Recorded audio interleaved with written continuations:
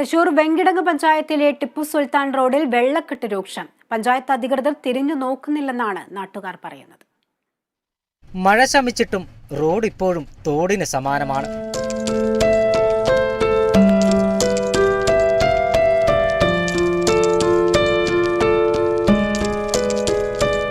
വർഷങ്ങളായി ചെറിയ മഴ പെയ്താൽ ടിപ്പു സുൽത്താൻ റോഡിൽ വെള്ളക്കെട്ട് പതിവാണ്.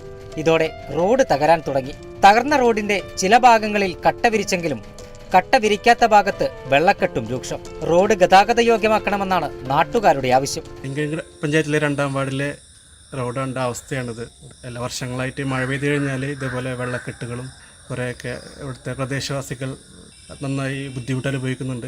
കുട്ടികളൊക്കെ സ്കൂളുകളിൽ മദ്രസകളിലൊക്കെ പോകുമ്പോൾ കുണ്ടിൽ വീഴുന്ന അവസ്ഥകൾ വരെ ഉണ്ടാകുന്നുണ്ട്. അപ്പോൾ എത്രയും പെട്ടെന്ന് ഈ വെള്ളക്കെട്ടിനൊരു അധികാരികൾ ഒരു പരിഹാരം ഉണ്ടാക്കണമെന്ന് നാട്ടുകാരായ ഞങ്ങൾ അഭ്യർത്ഥിക്കുകയാണ്. വെള്ളക്കെട്ട് കാരണം പ്രദേശവാസികൾക്ക് വീടുകളിൽ നിന്ന് പുറത്തിറങ്ങാൻ കഴിയാത്ത അവസ്ഥയാണ്. മഴക്കാലപൂർവ്വ ശുചീകരണത്തിന്റെ ഭാഗമായി നീക്കിയ മാലിന്യങ്ങൾ ഇപ്പോഴും റോഡിൽ തന്നെയുണ്ട്. വിദ്യാർത്ഥികൾ ഉൾപ്പെടെ ആയിരങ്ങൾ ആശ്രയിക്കുന്ന റോഡിനാണ് ഈ ദുർഗതി. Kerala vision news, Thrissur.